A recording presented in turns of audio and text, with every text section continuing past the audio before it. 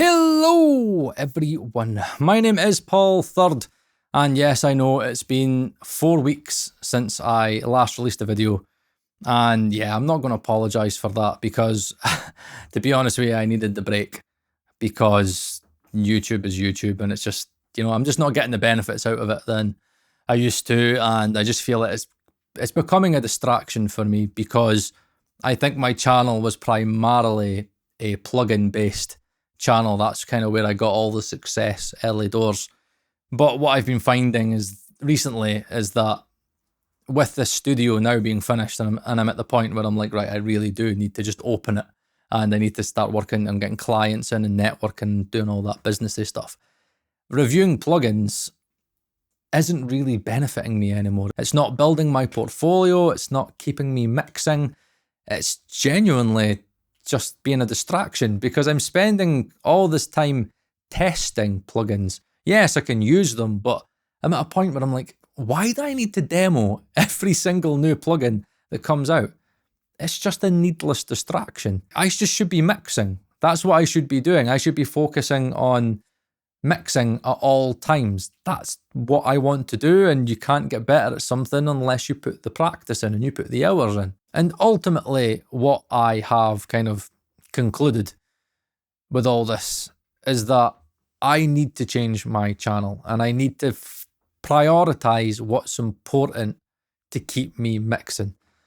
Plugins are not going to keep me mixing because the way I kind of do videos is a lot of testing, it's a lot of sciencey stuff and plugindoctor and sweeps and trying to fucking null stuff.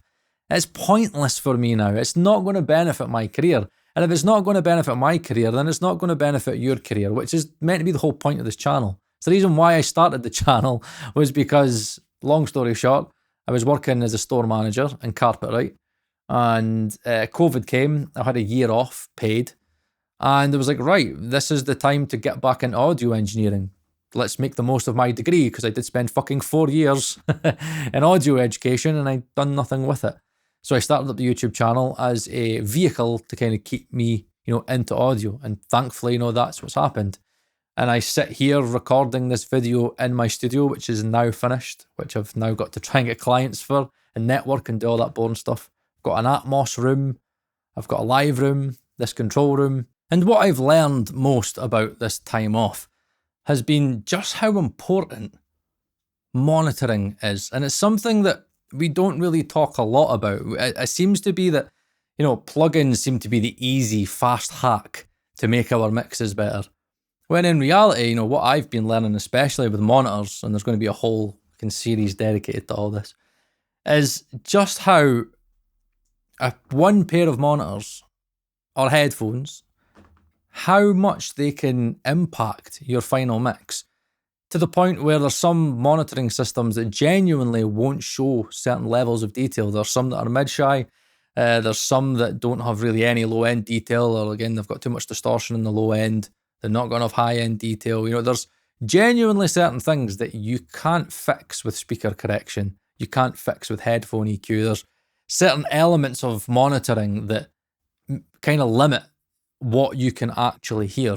And it kind of got me thinking about plugins and stuff, and I was sitting there thinking, there are so many people that I know that spend quite a lot of money on plugins, but mix in bedrooms that are not acoustically treated on like a cheap pair of JBLs, or again, especially those Yamaha HS5s and HS7s. It's like it's completely colouring everything that you're hearing, and your mixes are going to sound a certain way because you mix on these monitors or these certain types of headphones. And it's something that's way, way more important than fucking plugins. Like, plugins are genuinely just tools that can do one thing. Where speakers and monitoring and DACs and headphone amps, these are all things that impacts everything that you hear. Your speakers, your headphones, that essentially controls how you hear every plugin in your mix. And it's something that you won't realise until you start going down the rabbit hole of monitoring and you start going down the rabbit hole of trying different speakers and different headphones And that's what this channel is kind of going to be a little bit more about, because that's the rabbit hole I've been going down. I've been demoing, I want to say, was it six pairs of speakers, and all of them made me mix differently. All of them. It was crazy. There was one pair of monitors that every mix I did was just like, this is terrible. Like I just could not mix on them because they were too low mid shy and they were too hyped in the high mids. And I just found them a little bit too bright. Because one thing that I found out recently is that I am incredibly sensitive to high end, which I should have known, because I used to always hear details and fucking symbols and stuff when we used to do plugin shootouts back in the day. And like the way I hear things impacts how I do a mix. The good thing with monitors and DACs, headphone amps and headphones is that to make a conclusion on them, I have to physically mix on them. And the more that I mix, the better that I get better at this craft. You need to put the hours in. The only way you get better at something is by putting the time in. You know, the 1,000 hour rule. It is genuinely true. I don't know how many hours I've done, but I could still put in a hell of a lot more. And, you know, ever since me and Ed Thorne have been doing the Working Audio Tools podcast, it's amazing how in, say, a year and a half, 2 years, how much our mixes have improved, because we are constantly mixing. And we are both down this journey of monitoring. Like, he bought the PSIs. I found out that I don't like the PSIs. I don't like the high-end detail in them. I don't like any speaker that's got too much high-end detail in them. There's a certain pair of monitors that I have found are perfect for me, that translate really, really well to headphones. And they're just at the top of the £1,000 budget. But I do a mix on them. They translate really well and I can understand them. And it's something that I think is lacking on YouTube. I think plugin reviews are too easy. Like, Jeezy peeps, like, we are just in a point now where we're just so consumer focused that when a plugin comes out, we need to have a video on it. We need to have a review on it. We need to have somebody's opinion on it. We need to have a test on it.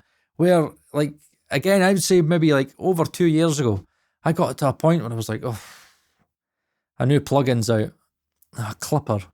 Honestly, people were asking me to make, can you make a gold clip video? Can you make a clipper comparison? Can you compare it to that? And they're clippers.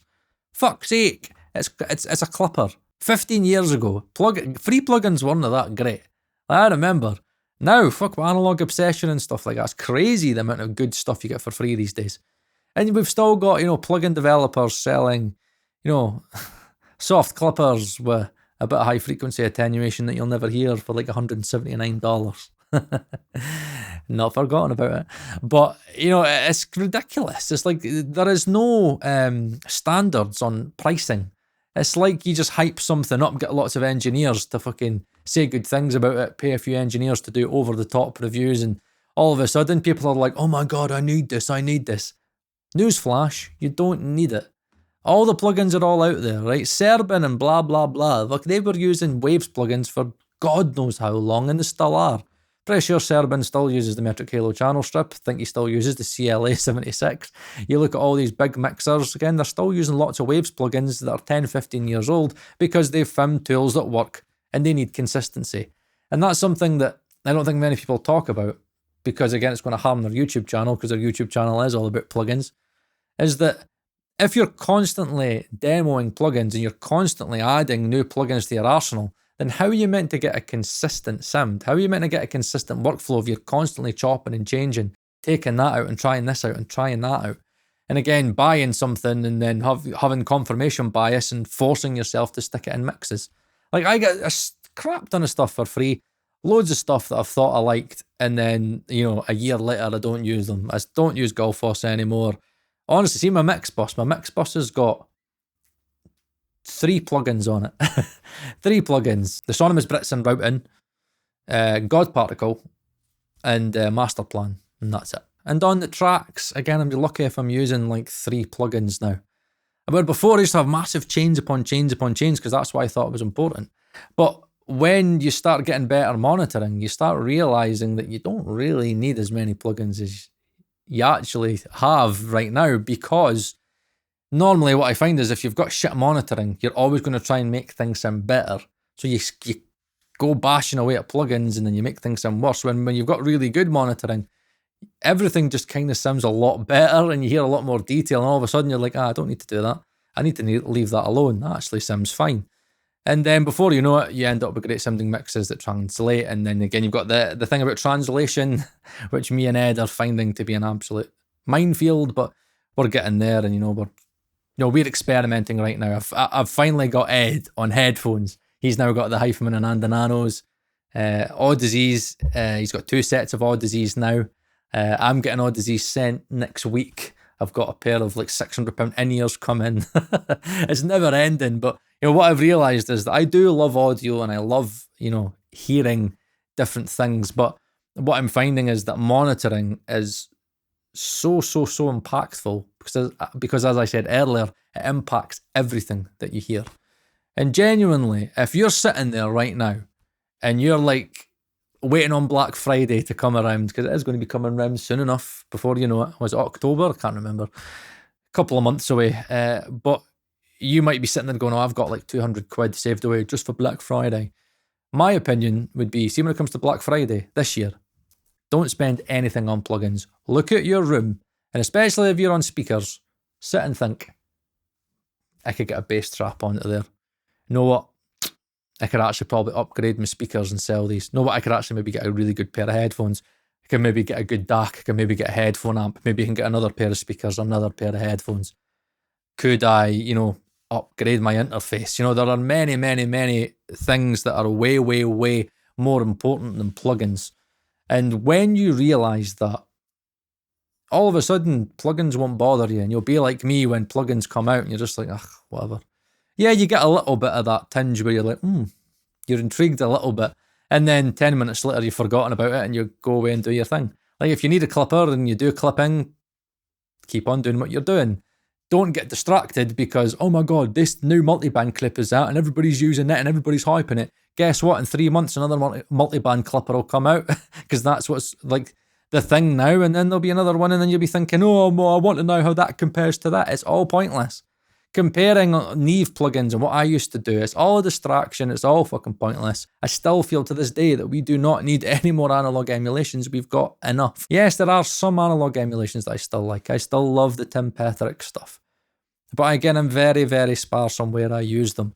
When I'm mixing now, I just think about plugins that get me from A to B very quickly. But even me, Paul Third, the audio geek, the audio plugin geek, even I've got to sit back and go, leave that there. No, I'm not getting distracted by it because, that Mixhead video just distracted me. I was testing plugins that I wasn't going to use and I took a lot of shit for it. And it was just a waste of my time. Instead of making that video, I should have made a mix. I should have left YouTube that week and I should have just done a mix. And that's really all I want to do now. I just want to be in a place where I can focus on my studio because it's really ready to be open now.